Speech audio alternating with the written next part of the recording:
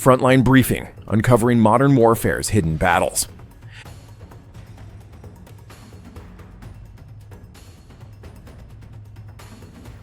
A Venezuelan Navy patrol vessel just opened fire on a U.S. Coast Guard cutter in international waters.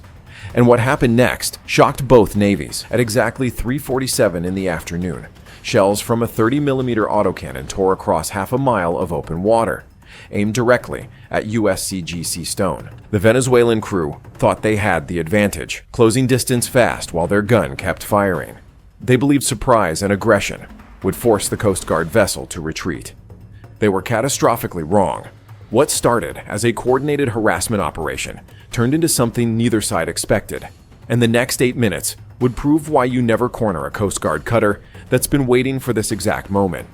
This breakdown reveals capabilities that changed everything about what happened next. The Caribbean isn't just tourism waters. Since 2022, this region has seen over 60 documented close encounters between U.S. and Venezuelan forces, but only 5 involved direct fire.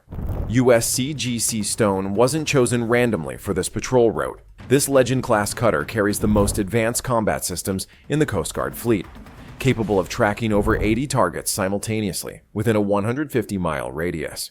What makes this encounter different is timing. The attack happened exactly 34 miles from Venezuelan territorial waters, placing it firmly in international shipping lanes, where U.S. Coast Guard presence is legally protected under maritime law.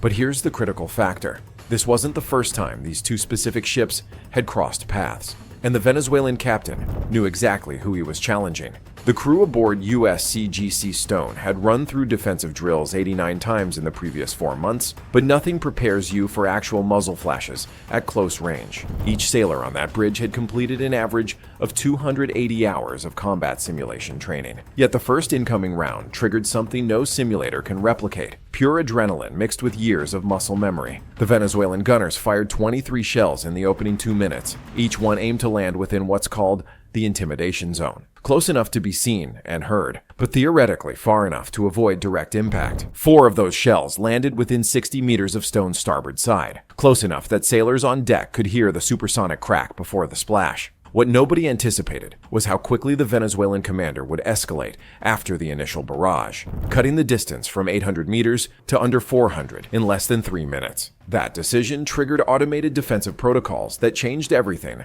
about what happened next. Most analysis focuses on the guns and missiles, but the real battle started with something completely invisible: electronic warfare. USCGC Stone carries systems that can detect and disrupt enemy communications across multiple frequency bands simultaneously. Within 6 seconds of the first shot, Stone's computers identified the Venezuelan boat's targeting radar and began feeding it false position data. Meanwhile, the Venezuelan crew deployed Chinese-made jamming equipment acquired through a 2023 military cooperation agreement. These systems scrambled GPS signals within a 3-mile radius, affecting not just Stone, but also 2 commercial vessels in the area. What the Venezuelan operators didn't account for was Stone's backup navigation system, an internal guidance platform that doesn't rely on satellites. While the patrol boat thought it was creating electronic chaos, Stone's computers were calculating precise firing solutions using internal mathematics and positioning data.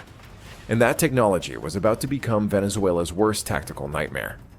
At 3:53 p.m., 6 minutes into the confrontation, multiple small contacts began appearing on Stone's radar, launching from Ile de Aves, 28 miles to the southwest.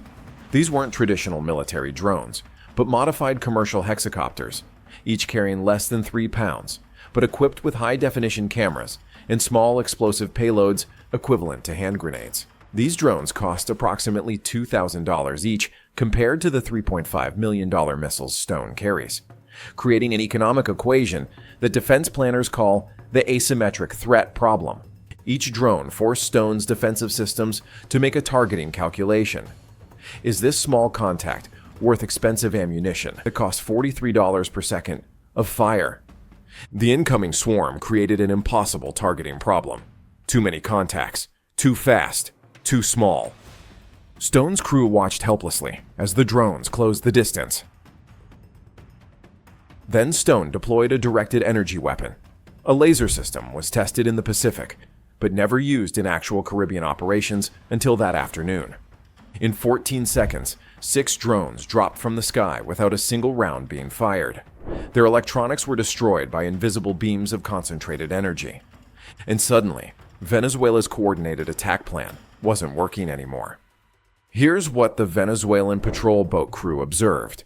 An American Coast Guard cutter maneuvering defensively, changing course slightly, seemingly trying to create distance while managing multiple threats. Here's what was actually happening. Stone was moving into the exact firing position its tactical computer had calculated 4 minutes earlier. Modern naval warfare isn't about the ship you can see, but about the weapons platforms you can't detect. And positioned 67 miles northeast was USS Hampton, a Los Angeles-class submarine that had been monitoring this entire encounter through passive acoustic sensors. At 3:59 p.m., Stone achieved what's called optimal engagement geometry, a position where its 57mm gun could engage from an angle that the patrol boat's defensive systems couldn't effectively counter. The Venezuelan captain made his critical error at 4:01 when he ordered maximum acceleration, pushing his engines to 42 knots while executing a hard port turn, attempting to close inside Stone's minimum engagement range. Those 8 seconds were decisive. Stone fired not from its primary mount,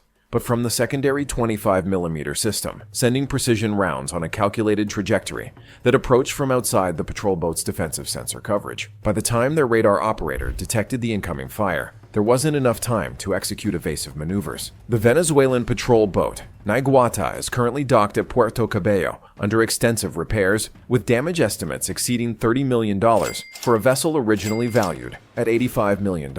No fatalities occurred, but 14 crew members required medical treatment, and the commanding officer was quietly reassigned within 72 hours. USCGC Stone continued its patrol for another 36 hours, before returning to Coast Guard Base Miami, where the crew received no public acknowledgement because the Department of Defense classified the engagement under operational security protocols. But here's what fundamentally changed. Every Venezuelan naval asset has since maintained a minimum 15 nautical mile buffer from U.S. Coast Guard vessels, a complete tactical reversal from the previous 3 years of increasingly aggressive approaches. The strategic message traveled through every naval command from Caracas to Havana to Beijing. Close-range provocation against modernized U.S. Coast Guard cutters isn't a survivable tactic anymore. This engagement just redefined maritime confrontation protocols in the Caribbean basin, and both sides understand the next incident won't allow for tactical hesitation. Venezuela tested American defensive capabilities and received an answer they weren't prepared for. Electronic warfare dominance combined with directed energy weapons creates engagement parameters that traditional naval doctrine didn't account for. But tensions haven't disappeared. They've evolved into more sophisticated forms of maritime competition, where technology determines outcomes more than traditional firepower. The real transformation isn't visible on radar screens. It's happening in the electronic spectrum, where future naval encounters will be decided before the first shot is fired. This incident just reset the tactical balance in Caribbean waters for the next decade, and both navies are already adapting their doctrines based on what they learned in those 8 critical minutes. If you want to understand how these electronic warfare systems actually work in modern naval combat, the technology behind directed energy weapons is reshaping military doctrine faster than most analysts realize. The next generation of naval warfare is already here.